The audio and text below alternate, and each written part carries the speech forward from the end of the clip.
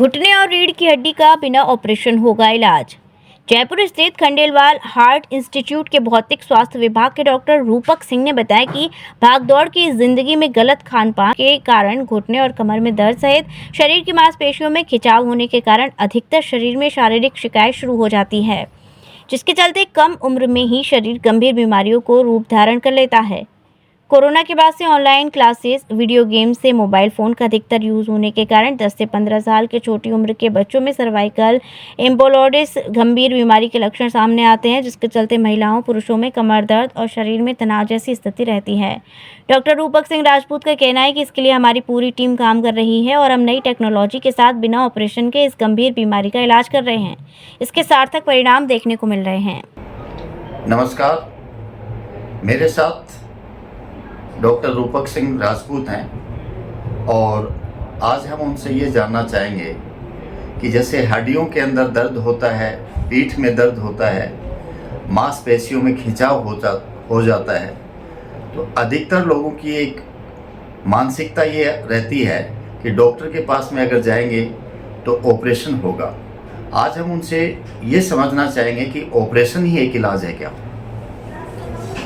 आपका बहुत बहुत धन्यवाद। जैसे आपने बताया कि मानसिकता ये रहती है, ये बिल्कुल गलत धारणा है और इसके बहुत सारे पुख्ता इलाज हैं। जैसे नॉर्मली दवाइयों से इलाज हो जाता है, काफ़ी हल्के फुल्के दर्द में, कोई घुटने का दर्द है, कमर का दर्द है, कंधे का दर्द है, कोहनी का दर्द है, इस तरीके का है तो आराम से दवाइयों से इलाज हो जाता है। यदि हल्की फुल्के कोई सिम्टम्स हैं, कोई गठिया बाय जैसे है, अर्थराइटिस वगैरह जैसी दिक्कत है, या कोई कार्टिलेज डैमेज है, कोई लिगामेंट इंजरी है, तो उसकी एक्सरसाइज वगैरह ऊपर कसरत वगैरह लंबे समय तक करते हैं, उससे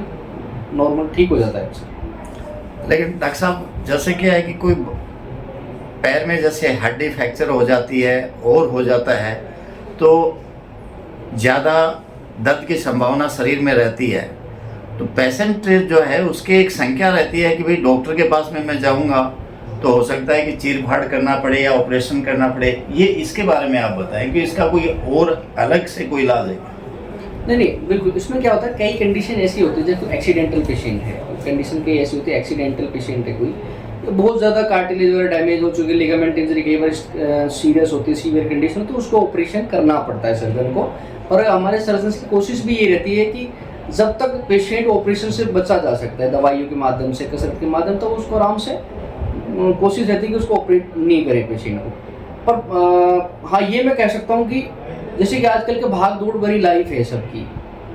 और घुटने में दर्द होना, रीढ़ की हड्डी में जैसे बोलते हैं नस दब गई, छल्ले का खिसकना, इस तरह की दिक्कत आम हो चुकी है।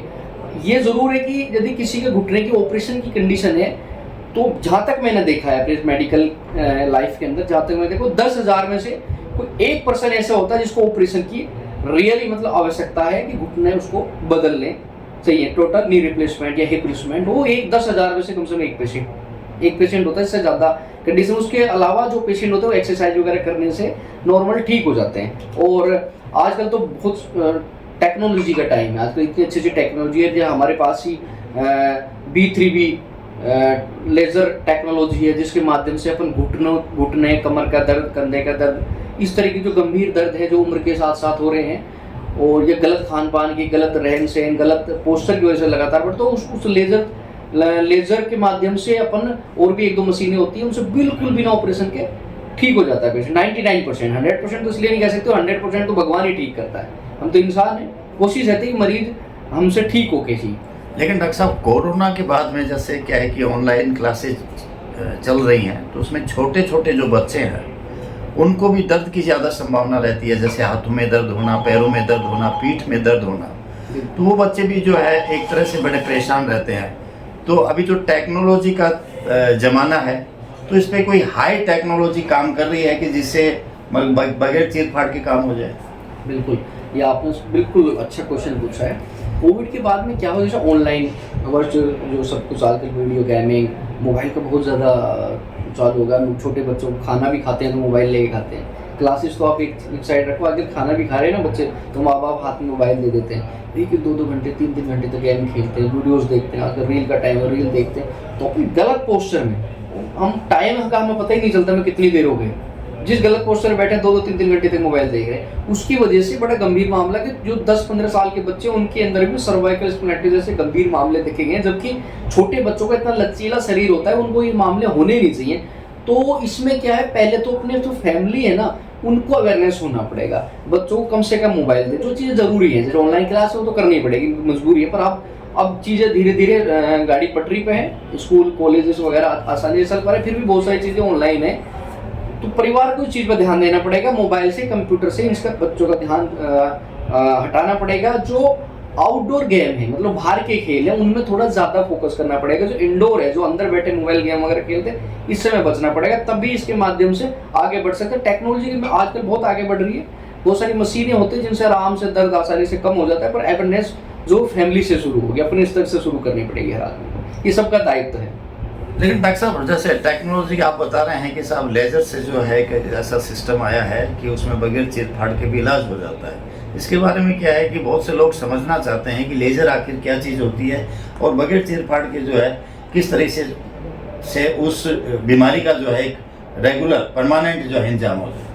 बिल्कुल, देखो होता क्या है ना, जैसे मैं आपको बता रहा हूँ, कुछ कंडीशन ऐसी होती है जिसमें सर्जन्स को ऑपरेशन करने पड़ते हैं, पर 99% जो मेरी पेशेंट्स हैं वो बिना ही ऑपरेशन के ठीक हो जाते हैं, यदि अपने पोस्चर को सुधारें, खान पान को सुधारें, डेली रूटीन के जो उनके काम काज है उनको सुधारें और एक्सरसाइज वगैरह लगातार करें। और जो रही बात लेजर की, अपने पास जैसे अल्ट्रासाउंड वगैरह को अलग अलग तरह की मॉडलिटी होती है, उनका सबका अपना अपना काम है, उसके अंदर फ्रिक्वेंसी होती है जो लगातार अंदर जो कार्टिलेज के अंदर, घुटनों के अंदर जो सूजन आ जाती है उसको कम करने का काम करती है। और होता ये कि जैसे स्वेलिंग कम होगी ना अंदर से, तो ऑटोमेटिक घुटने में आराम आना शुरू हो जाता है। आसपास की मांसपेशी होती है घुटने के आसपास, उसमें क्या वीकनेस आ जाती है, कमजोरी होती है। लगातार कसरत करते हैं तो कमजोरी दूर होती है, कमजोरी दूर होगी तो घुटने में ऑटोमेटिक ताकत आनी शुरू होती है, उसकी वजह से पेशेंट को काफ़ी राहत आराम मिल जाता है। तो ये थे डॉक्टर रूपक सिंह राजपूत, जिन्होंने जो है शरीर की बीमारी जैसे हड्डी में दर्द होना या हड्डी में फ्रैक्चर होना या शरीर में दर्द होना, एक बड़ा कारण ये भी है कि मोबाइल जो है, मोबाइल भी एक बीमारी का बड़ा घर है और मोबाइल से जो है छोटे बच्चों के लिए मोबाइल जो है बड़ा हानिकारक है। ज़्यादा अगर बच्चे इस मोबाइल का यूज़ करते हैं तो उन परिवार जन जिनके वो बच्चे हैं, अभिभावकों को इसके लिए सावचेत होना चाहिए और बच्चों को कम से कम मोबाइल देना चाहिए, क्योंकि मोबाइल जो है, मोबाइल देखने से बच्चों के हाथों में दर्द होने लगे। ब्रज चिकित्सा संस्थान school of nursing and paramedical college, जहां मौजूद है आधुनिक सुविधाओं से लैस anatomy lab, nutrition lab, community lab, advance skill lab, fundamental lab, MCH lab, computer lab और लाइब्रेरी। यहाँ के पाठ्यक्रमों में शामिल है BSc nursing, GNM, ANM, OTT, योग्यता 12वीं पास। ब्रज चिकित्सा संस्थान मथुरा आपकी सेवा में सदैव तत्पर, जहाँ मिलेंगे आपको जनरल एवं लेप्रोस्कोपी सर्जन डॉक्टर सागर मित्तल, हड्डी एवं जोड़ रोग विशेषज्ञ डॉक्टर सौरभ बंसल, प्रसूति एवं स्त्री रोग विशेषज्ञ डॉक्टर नम्रता सिंह एवं डॉक्टर नेहा गर्ग, नाक कान एवं गला रोग सर्जन डॉक्टर अभिषेक जोशी, सामान्य रोग विशेषज्ञ डॉक्टर कुलदीप गोयल, नवजात शिशु एवं बाल रोग विशेषज्ञ डॉक्टर हिना गुप्ता, प्रसूति एवं स्त्री रोग एवं बाष्पन विशेषज्ञ डॉक्टर एकता थदानी सिंह, दंत एवं मुख रोग विशेषज्ञ डॉक्टर शिल्पी मंगला एवं डॉक्टर दीक्षा अग्रवाल, त्वचा एवं केश रोग विशेषज्ञ डॉक्टर संगीता शर्मा, होम्योपैथिक चिकित्सक डॉक्टर यतीन्द्र कुमार।